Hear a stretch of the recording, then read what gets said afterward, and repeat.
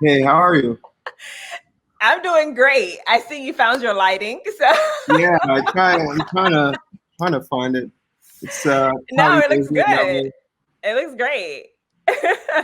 but just You trying. definitely win background award of the year for sure. Yeah, no, this is top notch for sure. I Thank love I it. love it. Yeah. So if you all are ready, I can jump right in, feature if you are ready, or we can do a little bit more building of context if you need it. So quick things, just a free flowing conversation. I feel like I talked to Jason, so I was gonna send him questions. I was like, it's Jason. I mean, we're gonna have like a free flowing conversation. So whatever comes up, comes out, the whole nine. Other than that, Trayvon's gonna kick us off and we'll get started. And it should be just like 45 minutes or somewhere around there, Okay, depending on, it always depends, but usually most of the conversations went to like 45, 50 minutes. that works. Perfect. Yep. So we're all good to go. We're going to start with Savitri. She's going to go big, take over, and she'll give an intro. And then after that, you all will continue your conversation. All right, Savitri, here we go. Counting you down in 5, 4, 3, 2. So my next guest on the Resilient Virtual Book Tour is my friend and entrepreneur, Jason Mowatt. Jason is also the founder and CEO of Trap Karaoke, which began in the fall of 2015 after Jason, a music festival organizer, envisioned what he calls a user-generated concert experience, placing fans at the center of the concert experience. The result, a platform on top of music, a backdrop for life, a nexus into cultural participation, personal empowerment, cherished moments, human connection, and community.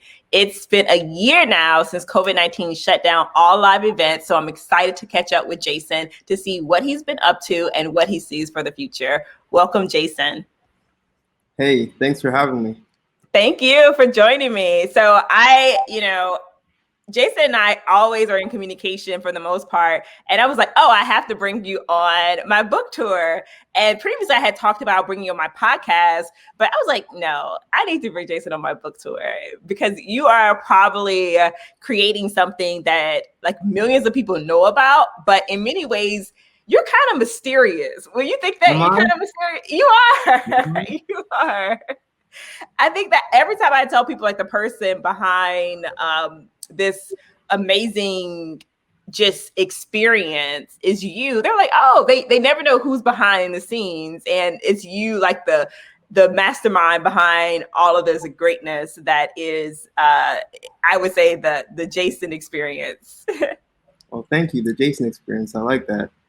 But yeah, no, I appreciate that. I mean, I don't know what to say. Like, Yeah. So I yeah, really want to kind of jump in and have like a few questions for you.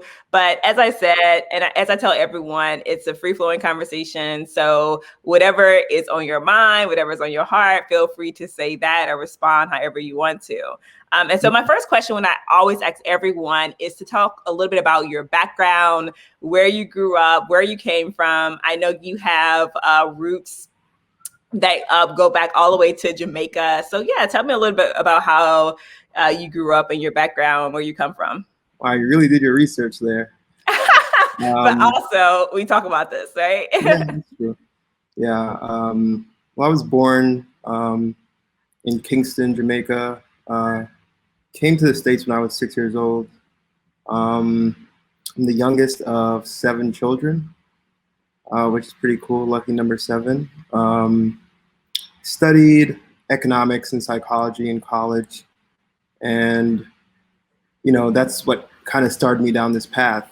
Um, from there, I got really interested in marketing. I worked on Capitol Hill for about 7 years. After that, I wanted to get into entrepreneurship. So, I started a music festival with some friends in Washington, D.C. That was pretty cool. Moved to New York like maybe a year or two later.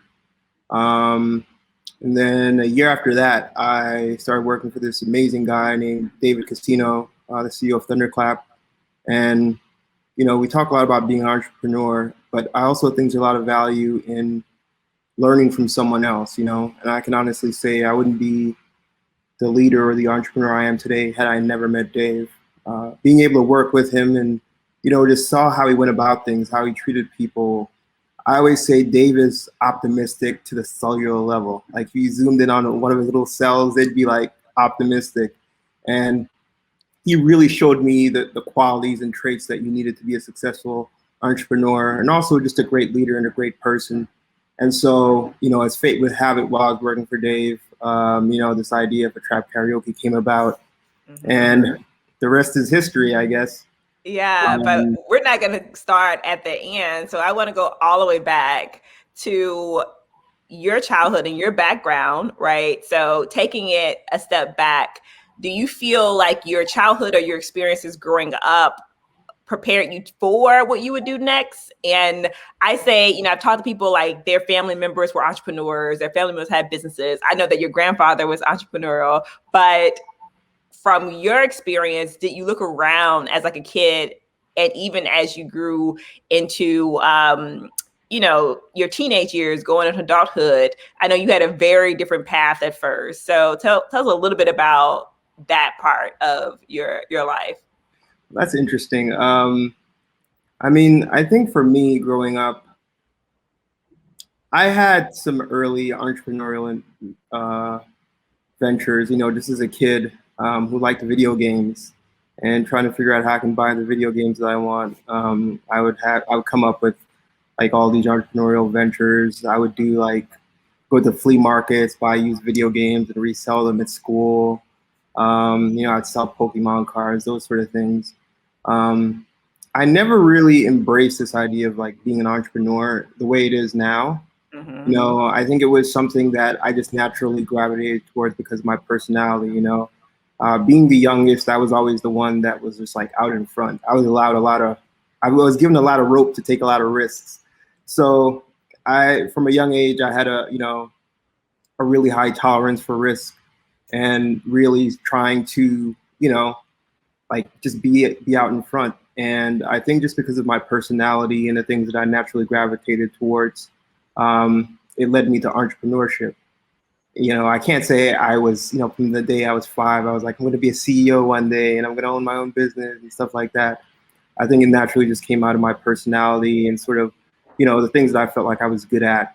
And then the things that I wasn't so good at, I just had to learn along the way in order to, have a full skill set to be able to be successful as an entrepreneur. But I can't say it was something where, I knew I was going to be an entrepreneur. Like, I definitely can't say that. Well, I know at one point you were in politics. So How did you get thrust into politics? You worked on Capitol Hill. What was that experience like? Because we should be looking at like a future politician, or maybe at one point. I don't know if they let me be president at this point, but man, it was just one of those things, just fate. I literally weeks after I graduated from high school, I got an internship with Senator Robert Byrd from West Virginia. And what I thought was going to be just a summer internship ended up being like 7 years on Capitol Hill. I remember the end of the summer, he was asking me if I wanted to stay on while I was going to school and be his intern. And I was like, in my mind, I was like, yo, I want to have my crazy college days. Like, I'm not trying to do this. So I declined. And he was just like, okay. Half an hour later, my mom calls me and she said, what are you doing? Go back in there and tell them that, you want to do it. And so that was what happened. And then I ended up being on Capitol Hill, again for 7 years. And for that, I never really had any interest in politics whatsoever. It was definitely a new world for me. But, I think that experience is like probably one of the most valuable experiences I've ever had in my life. Not only seeing how, laws are made and how, things work there, but also just working for someone like Senator Byrd. Because I also had a friendship with him. There were many times where I would go out to his house in McLean and we'd sit on his porch. And, he was a senior senator, grew up like during the Great Depression, had all these stories. And so all this wisdom and things that he would try to pass down to me. And I remember the 3 things he always told me. One was to keep good company. listen to my mom and try to make something out of myself. And he repeated like keep good company like at least 4 times because he felt like that was really important. And so I was really grateful just to have that experience. He's a great man, accomplished a lot. And I'd never been that close in proximity to someone who was like literally a historical, who's going to be a historical figure, would accomplish so much. And, it sort of made me start thinking about what I want my legacy to be and what I want to leave behind. So, my time on Capitol Hill was great. Most of it was spent working for Senator Byrd, worked for the Senate, and then spent some time at like the Commerce Department during the Obama administration. But after all that, I wanted to get into entrepreneurship, and that's kind of where the risk taking came in. Because after I left Capitol Hill, I was just like, it was kind of one of those things where it was like sink or swim, and I decided I was going to give this entrepreneurship thing a try and started, with working with some friends to organize a music festival. And then, the rest is history. But I do remember that summer. I remember like my last day at where I was working, and I went to the park and I sat on the bench and I was just like, I was just basically talking to myself, and I was just saying like, this day, this is going to be the point. This is my opportunity to chart a new course. You know what I mean? And I felt the weight of the moment, you know what I mean? Looking back, I remember that day so vividly, but that was the day I decided that, this was something that I was going to do. So you talk about Senator Byrd and even looking up to him in a way that he passed on advice to you and looked at him as like a friend. And I remember something you said like a while back about just how his experience even changed his perception of the world and, what he ultimately may have held as thoughts or previous experiences that have dictated certain ways that he moved through life. And it kind of reminded me in that conversation about when you have new information, you can change your mind and you can do things differently, right? That are for better outcomes of people. And I would love to know, like, from that experience, as you head into entrepreneurship, did politics kind of shape your thinking or way that it impacted your future, right? So what impact of those lessons and of 7 years, like I don't think you spend anywhere for 7 years and aren't impacted in a way, whether that's your mindset, whether that's I'm never going into politics in my life after this, whatever it is. Well, the one thing I told myself was I would never go back to Capitol Hill unless I was like a senator or, a member. Aha! We still have hope, everyone. But, again, we'll definitely see if that happens. But man, I think the number one lesson I learned working on Capitol Hill, you understand people, you understand how things work. But the number one lesson I think I learned was, the importance of building relationships and having the right relationships. And I look at someone like Senator Byrd, who had, his reputation, the relationships he built, the things that he was able to get done, are going to go down in history. And so I felt like I was able to get some insight into that and, really benefit from that. And just seeing how he lived like a full life. He was someone who, coincidentally enough, was extremely powerful. He had been the most leadership positions in this party. When he passed away, he was like third in line to be president, all that stuff. But the thing that always struck me was like his devotion to his wife and to his family. His wife was like his high school sweetheart. And even in his like 80s, the way he would like look at her and like, behave towards her was like they were still teenagers again, And here was someone who had all the trappings of power, who had, all these different things, who could have gotten into a lot of stuff. but he was really committed to, you know, being like a moral person and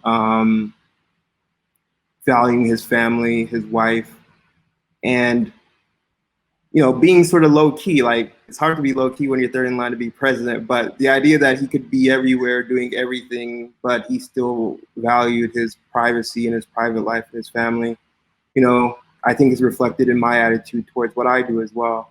You know, and I think even being able to create that separation between what I do and then my own personal life,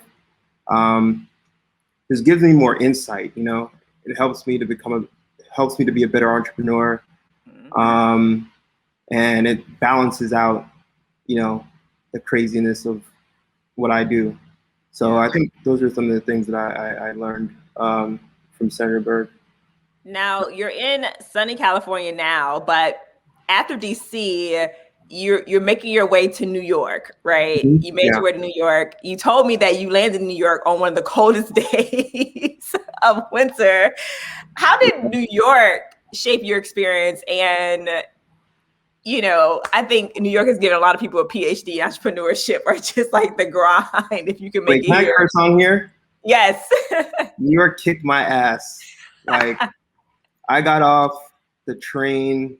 It was during like the winter vortex that year, like one of the coldest years in like 20 years. I got my little suitcase, my little carry-on I'm pulling, you know, the streets is covered with snow and slush. A taxi drives by and splashes me, and it's just like, welcome to New York. And yeah, my first year in New York was really brutal. I mean, it was like brutal. And it, you know, again, it's part of the, you know, rite of passage, I feel, for a lot of folks. You know, whatever endeavor you when you go on that hero's journey, it's rough. And my first year in New York was definitely rough. I mean, it was one of the coldest winters ever. I didn't even have heat in my apartment. I had to use like a space heater. I had a job that I was really excited about that turned out not to be that great. It was like extremely stressful.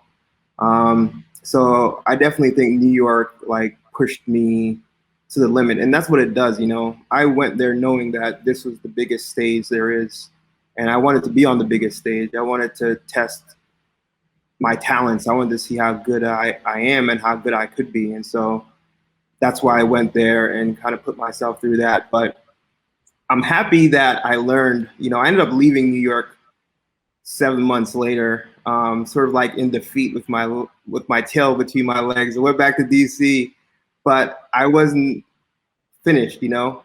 Like I took all the lessons that I learned from New York and all the things that didn't work out, and it gave me a renewed sense of focus. I remember after that, when I got back to DC, I didn't know like what my next opportunity was going to be or what I was going to do next. But the one thing I did every single day, for like 100 days straight, I would get up and I would run. And I ran like 10 miles a day for like 100 days, every single day. I didn't know what I was preparing for, but I just knew that I was going to prepare myself. And then a few months into that, you know, I got this opportunity to go back to New York and, you know, work with Dave, and, you know, the rest is history. But I guess the lesson I learned in that situation, and just, you know, following up on this theme of resilience, is that, man, you never lose, you know, you either succeed or there's a lesson. And if you learn from the lesson, you can succeed. And the one thing that experience taught me about myself was that I had another gear I didn't know I had, you know, like I had a level of faith I didn't know I had before that. It wasn't until I was like between that rock and a hard place where I found something within myself that just like, you know, I didn't know what was there. And I know I have that for the rest of my life now. You know, no matter what situation I'm in, I know that I can always go into that next gear. And I wouldn't have gotten there unless it was for that experience. So yeah, man, New York is a city that, and when I went back, my experience was a lot better. I mean, I had so much gratitude for the job I had. I had a boss that I really liked. I would walk to work for like the first couple of months I would walk to work, which was like maybe 40 minutes, 45 minutes from where I lived. Just because I was so grateful. I would like tap dance to work just to remind myself of how grateful I was to, be back and have the opportunity and have this totally different experience than the one that I had before. And I just felt like it was some sort of like divine intervention, that allowed me to, get a second chance to do it all again. And I was really fortunate that I just learned from the things that happened the year before and, made the adjustments, made the changes. And that's what happens a lot in life. Like seldom do we get it on the first try. It's really about learning those lessons and just iterating and not being discouraged. It's about being resilient, and bouncing back when things don't go your way. Yeah, and it's interesting that you say that you don't really lose, right? You may learn something from it, but you don't really lose. And when I use the words overcome anything, like that's what I mean, right? Yeah.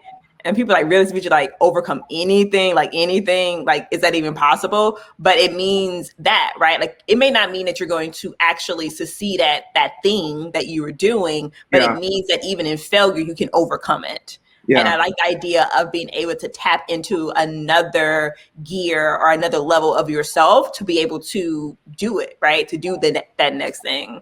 Yeah. I love that. Yeah. I mean, because it was that same during that period of me like running every day and just like preparing myself. I was just like, I don't know what's going to come, but I know I'm going to be ready for it. That was the energy that led me for the next 5 years, because when I got my new job, when I, started my business, like that was the same exact like drive that pushed me, that propelled me, to where I am today. So again, if you can find the lesson in any situation, you can gain from it. Yeah, for sure. So in comes this entrepreneurial spirit. You already I feel like you already were thinking about it, right? So what am I going to build, create? But where did the idea for Trap Karaoke come from?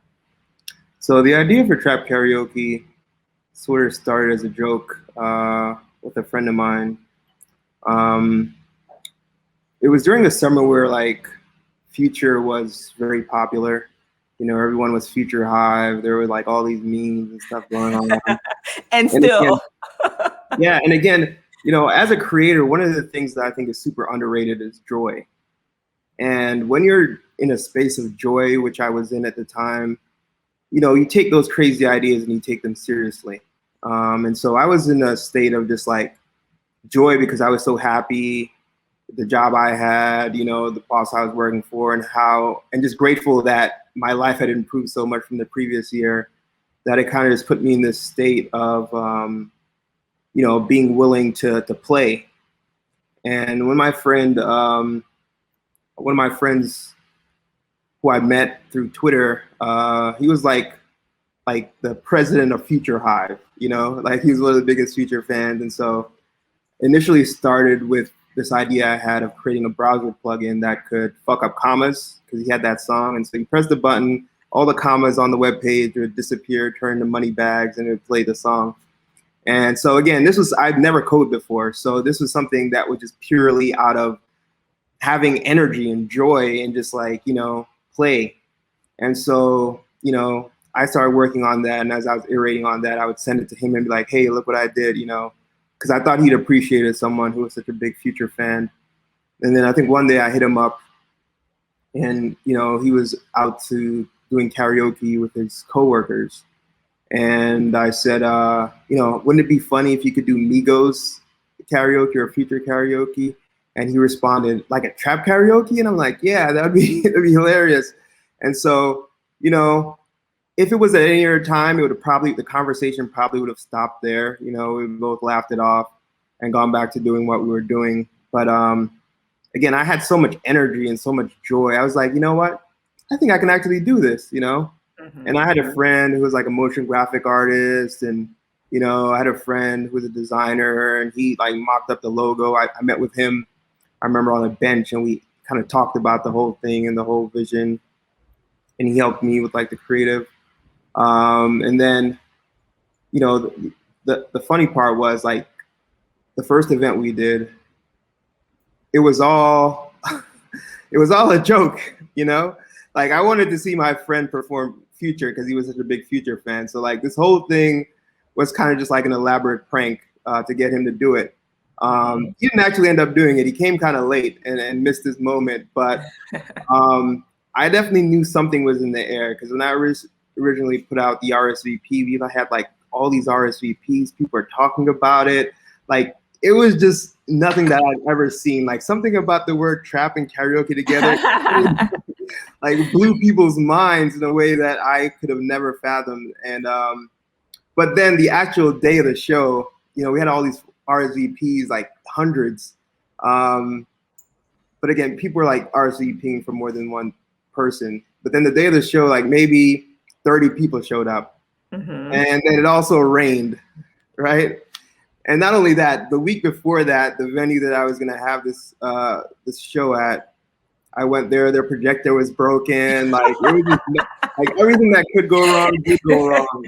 I remember I had to go home for my brother's wedding and then come back, and you know I was just hoping that everything that I that would be fixed. And I will say there was a tech at the venue who I'm forever grateful for because he assured me that he was going to take care of it, you know, before I had to go back home and go to my brother's wedding. Like I had all this anxiety coming back, not knowing whether or not it would be taken care of, but he was a man of his word.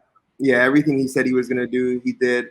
And so, you know, but again, in life, you have, it's a process, right? Because the first one, I could have given up after that. I could be like, oh, these people RSVP didn't show up, you know, but all I did, I took notes and I'm like, okay, what can I improve on for the second one?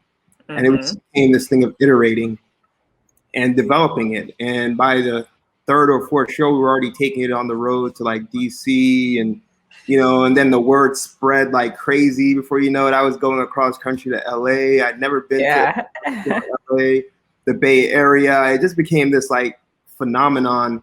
And you know, I can only say it's like some sort of divine timing how everything worked out. Yeah. Yeah. Well, something you do say is that you attribute the success of trap karaoke to 1% inspiration and 99% execution. And I thought that was like that part. That's what I said, like that part. And I think some people just are like, okay, people are inspired to do things. They are passionate about things. But when it comes down to actually executing stuff, that's where most people don't rise to the top. You're absolutely right. And that was one of the things that I think gave me an edge, that I didn't overthink it. You know, there were a lot of like what ifs. And one of my favorite sayings is that, you know, future problems have future solutions. Like we tend to think about the problems that we're going to encounter in the future and let those stop us from moving now. But we don't anticipate that solutions are going to arrive in the future as well. You know, there are not just problems in the future, there are also solutions in the future. So just because you don't have the solution right now doesn't mean that you're not going to figure it out later on. And so I didn't let the perceived like problems, you know, that I was going to encounter along the way stop me from like moving forward. I just had faith that, you know, I'm going to figure it out. I'll think of something. Like, I don't know how this thing is going to work yet, but I'll figure it out. The more I do it, the more I'm going to learn, and eventually, you know, I'll understand it. So I'm a total believer in that. You know, like I think one of the biggest setbacks for folks is that they overthink it. And sometimes it's just good to just like do it and just have that iterating mindset, you know, realize that you can improve it over time, and you can learn from, you know, from your setbacks. So you've had so many like superstars on that have showed up for trap karaoke, from 2 Chainz to LeBron James to Wale to PD Pablo to, you know, New Orleans' own Manny Fresh. Did you ever think that it would get this big? And when was the moment where you're like, oh, this is going to be big? Man, no, I didn't. Like I said, this thing started as like, you know, sort of as a joke. But again, the most important thing that I've taken from the experience is that joy in creating, when you have that joy in that play, it allows you to tap into something that connects with other people, you know? And so because I was in such a place of joy when I was creating it, I feel like I was able to tap into something that was universal that all of us have inside of us, you know, in terms of this desire for community and just Black joy. And so, you know, I wish I could sit here and be like one of those people like, yeah, when I was 5 years old, I knew I was going to create this thing. I knew it was going to be super successful and I knew it was going to be all that, but I can't. But there was a point where I knew that, you know, I remember the first show we did in Atlanta, and that was the one we had the first surprise guest. And, you know, I had the option of doing like a smaller venue. But let me rewind, because I remember we did a show in New York in January. And I'm sharing this because people need to know that it's not a straight line. Well, life is not a straight line. It was January of 2016. By this time, you know, things had caught on. People had heard about it, and it was becoming popular. So we did this show. The show ended up being like way more people showed up than we anticipated. And someone clogged the bathroom in this venue, and it flooded, and people were outside complaining, wanting refunds. So I had to leave the stage. You know, I'm part of like the show, and I had to like be outside, like, you know, trying to talk to people, doing customer service. Like, and this is New York. Like, people are mean. Right. And you're trying to make sure that they don't think this is a janky promoter situation. I was getting chewed out. Some woman told me that she was like, you know, a retired officer, and like, you know what New Yorkers do. So I was just like so deflated after that. And literally a week later, I had a show, and that was going to be my first show in LA, then the Bay. But at that point, it was one of those points where I could have just been like, oh my God, you know, what am I in over my head? You know, should I stop or do I keep pressing forward? But, you know, I decided to keep pressing forward after that. And that is a reminder that on the journey, you know, it's not a straight line. You know, you can have success and then you may have some speed bumps along the way, but you can't stop. You have to keep moving forward. And it wasn't until like a month after that where we did our first show in Atlanta. And, you know, we had the option of getting like the smaller venue or this bigger venue. And I'm like, I want to go bigger. I want to see if we could do this big venue. And we ended up doing the big venue and it sold out. And I was like, wow, you know, and that's kind of when the show became what it is today, you know, like it's a user-generated concert experience, because something magical happens when you reach, you know, karaoke's used to being like sort of like an intimate experience with like a few people, you know, but when we cross that threshold of having like hundreds of people, and then, you know, you have the audience interacting, they're singing along, and it creates just like this other energy. That's when I knew, and I saw the potential of it being something much, much more. Yeah. You call it, you said we're not party promoters, we're community organizers. Yeah. And I love that. Although that definitely ties back to your political policy roots. Yeah. And, you know, I want to credit a friend of mine, a friend Lauren. I remember I did a show in DC, and, you know, I remember I had like lunch with her and I was talking to her, and she's someone who's like, you know, very active in social justice. And, you know, I was like sort of kind of complaining, I guess. I was like, man, you know, because the theme, like the music, I'm trying to figure out like, how can I impact the world in a positive way? And she made me realize like just giving people joy can be enough. You know what I mean? Just giving people a joy, a place where they can be themselves, can be enough. And, you know, that really like stuck with me, and realizing that for all the craziness that people experience during the week or out in the world, when they come to our show, you know, we can provide a space where people can really be themselves, where they can feel accepted, where they can feel fellowship, where they can just feel joy, if even for, you know, just a few hours. And that there's value in that. You know what I mean? Yeah, 'Cause it before, is. yeah, before that I was kind of downplaying. You know, I was like, you know, sometimes it's easy for us to, you know, take our perspectives for granted. You know what I mean? We don't really know how valuable our point of view can be. And at that point, I was taking what I was doing sort of for granted. It was still early, but again, I was someone who came from politics, and I figured like, you know, I got to feed like a million people. Like that's the only way you can really like make a difference in people's lives, or you know, on that scale. Not realizing that just giving people joy, a reason to smile, a reason to have community, a place where they can create memories is just as valuable as, you know, some of that other stuff as well. Yes, I, got to experience Chef Karaoke for the first time in New Orleans.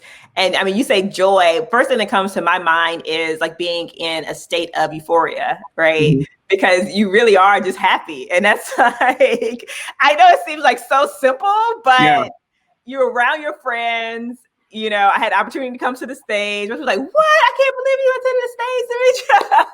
But Yeah. it really is kind of, and I know that most people, if you're watching this and you have not experienced trap karaoke, you may be like, Savitra, really? But this idea of like, oh, an out of body experience. Yeah. And it really is like that because you do like, I feel like you go into a different zone when you're in that element, and everybody around you is in that element too. And I think that makes it powerful. And that's by design. And the term for it is collective evanescence. And this idea that, you know, you see moments of this, like even in church when people, you know, they catch the Holy Spirit and everyone's kind of on the same accord, or at a baseball game when everyone does the wave or something like that. But I think as humans and as social creatures, we have evolved to take joy in moments of synchrony when our realities can line up, because we're all in our own world, we're all experiencing our own reality. But those moments when, you know, our realities intersect and we're all in unison, something magical happens. You know, we feel connected, we feel part of the whole. And the design of trap karaoke is about centering that. You know, we strategically create moments throughout the show to like amplify that, you know. And you know, the place where that climax is like during our R&B set. And people are like, how do you do R&B at a trap karaoke show and at a trap music show? And they don't really understand like there's much more underneath it. We're all night we're trying to get to that R&B set because that's the set where everyone is going to be singing along, and that's where the magic happens. And the goal for me has always been to transcend, you know, what we do. It transcends trap music, it transcends karaoke. You know, to me, our North Star is just this idea of Black joy. It's like when you're with your friends and, you know, someone starts dancing and they start going, hey, hey, like that is the embodiment of what trap karaoke is. And it's hard to explain, but it's something that it's familiar once you experience it. Yeah, I feel like swag surfing. Yeah, like now, right? Like everybody's like, "What? Let me run to that. I heard it. Let me run to the crowd." You start looking for your people, right? Yeah, and that again, all those things are strategic. You know, it's about throughout the night we're trying to get to that point where we can just get everyone in unison, because that's when that catharsis, that shared joy, that collective evanescence, that's when it manifests. Okay, so now you're at essentially the height. Trap karaoke is growing substantially. We're toasting you in New York and Tribeca for your birthday, and then COVID-19 hits. Man. I will say, like, when I think about that moment and when I think about my friends across the different spaces and how they will be impacted, you're probably one of the people that first came to mind because I knew the impact that live events would have, right? Yeah. COVID-19. So what happens next? What is that, the day that you were like, oh, wow, we're going to have to cancel our shows? Yeah, I mean, it was, I was just like everyone else. You know, I was watching the news and, just trying to prioritize the safety of our community and everyone else. And it was totally unexpected. I mean, last year we were planning to do like 100 shows. You know, I wanted to go everywhere, go to every city, and then like 2 shows in. And funny enough, our last show was actually in Louisiana. So our last 2 shows Baton Rouge, I believe. We're in New Orleans and Baton Rouge, and then after that, it was just like. And I remember after that Baton Rouge show, which was amazing. There was this young woman who did like a Beychella dance performance, and she did like our host challenged her to see if she knew the choreography to Beyonce's Coachella performance, and she like knocked it out, and the crowd just went wow. It was one of the greatest, and I'm glad we got some video of it. It was one of the greatest moments in trap karaoke history. But I remember leaving the venue that night, and something just felt really eerie, and it was like really silent in the car as we were all driving, and we were all kind of just like, man, that was a great show. But something in the air just felt eerie, and who would have known that would have been the last show that we would have done in 2020, our last live show. So yeah, initially when the pandemic hit, our goal, our number one priority was just making sure that our community stayed safe. You know what I mean? We postponed all our events. We refunded all tickets. We would give people updates and encourage people to social distance and be safe and so forth. And eventually, though, I think we ultimately hit our stride once we started to pivot into doing virtual shows. We already had like a really, really, really good live show. I mean, at this point, going to 2020, it was like the peak. We had this incredible host, DJ. Like, to me, this was like the ultimate manifestation of the vision of how I wanted the show to be, where, anyone who came to the show at this point knew it was more than just trap music. It was something else. It was about, like a Black family reunion. And so you have like a masterpiece, and now it's like, okay, you got to start over, And so we started experimenting with like virtual live stream shows. And again, just like the first TK, the first virtual show wasn't that great. We were trying to figure out how to translate the live show to the virtual realm. And it just, in my mind, I thought, we could use a lot of video footage and stuff that we had gotten from our live shows, but it didn't really translate to virtual. And so I basically had to just start from scratch. And so the first one was kind of okay. There were some good things and some bad things. But I was so focused after that. I was like, okay, what can I learn? What needs to be improved? I took like meticulous notes, everything that I thought I could improve. And by the second show, I mean, we totally nailed it. Like, I would even say now our virtual show is probably even better than our live show, just because of the things we learned and also how accessible it is. People right. who our live shows, they're like, man, this virtual show, I get to turn up in my living room and I go to sleep right after. Yes. And so, I really like dove in on the strengths of, what can we do different with live stream?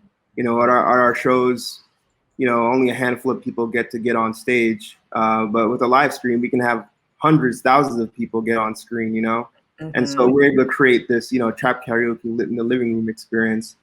And I mean, looking back at the pandemic, I did some other things as well. I created a new game show called Make It Make Sense around memes.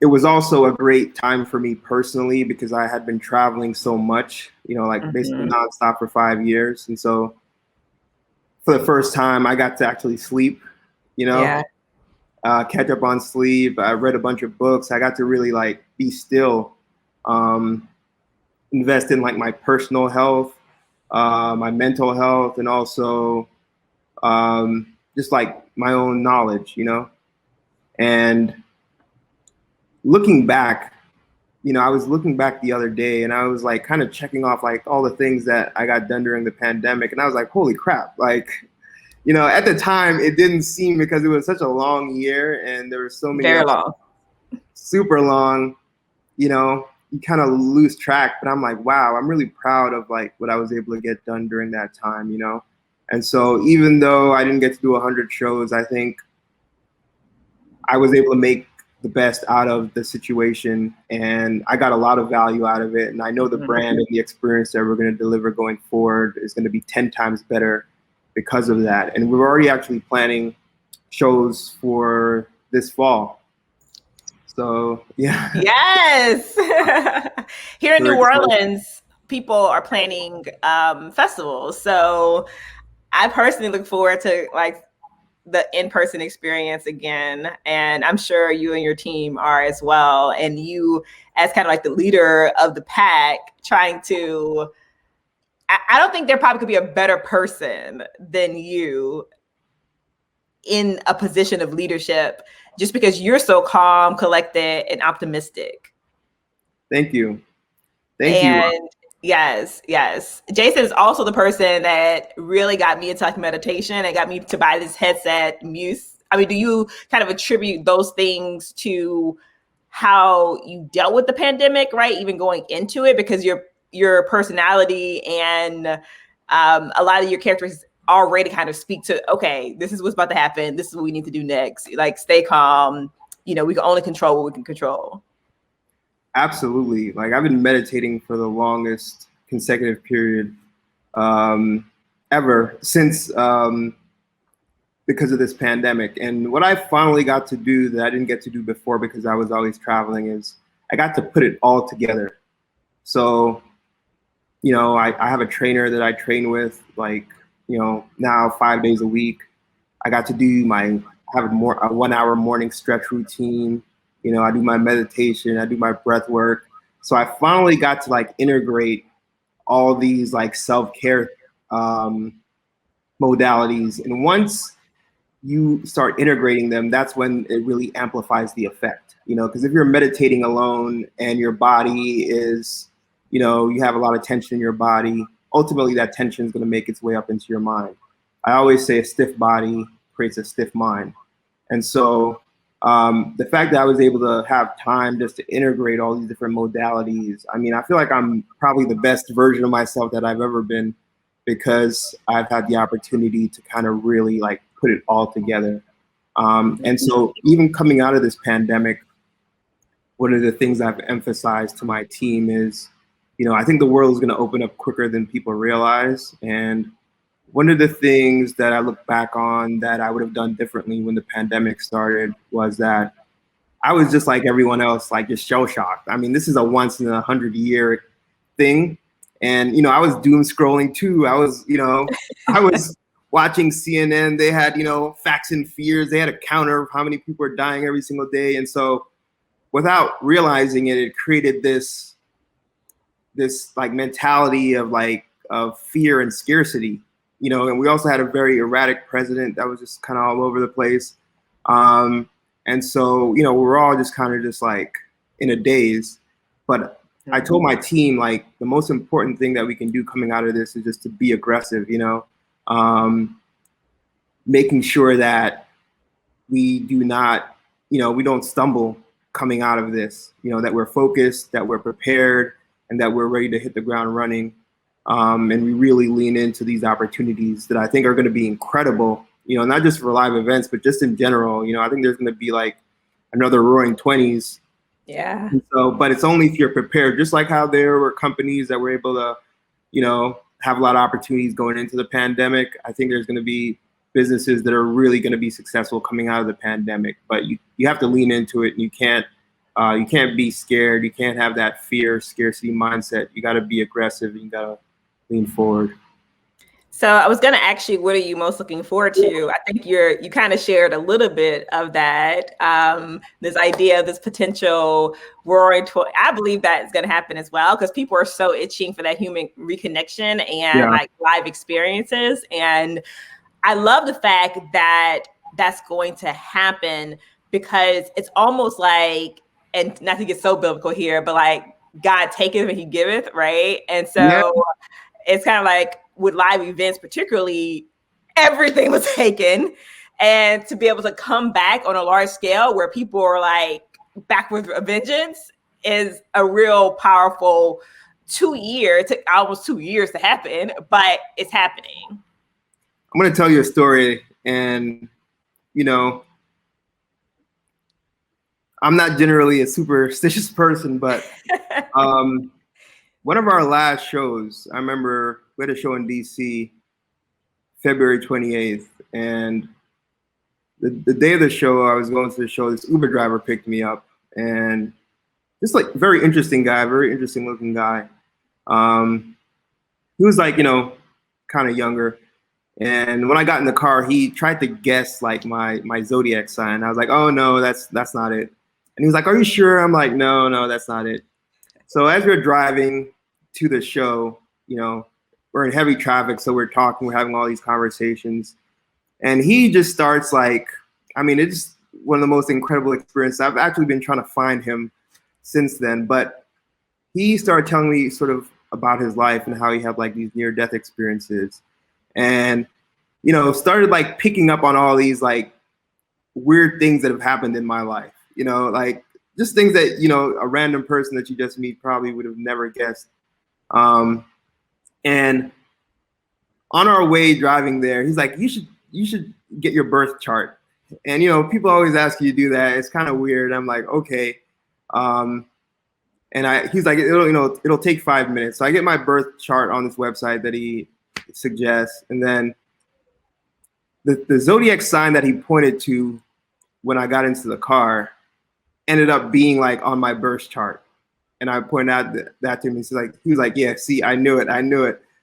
Which was just a random thing. But one of the things he emphasized to me, he was like, into numbers and stuff. And he would look at these license plates as we were driving to the venue. And he was like, the story of Job from the Bible, like, you need to read that. You need to meditate on that. Like, that's going to be very important for you to understand. And that is exactly what's happening right now. The story of Job in the Bible where, Job was tested and everything was taken from him. But he kept his faith, and then the Lord returned everything to him 10 times over.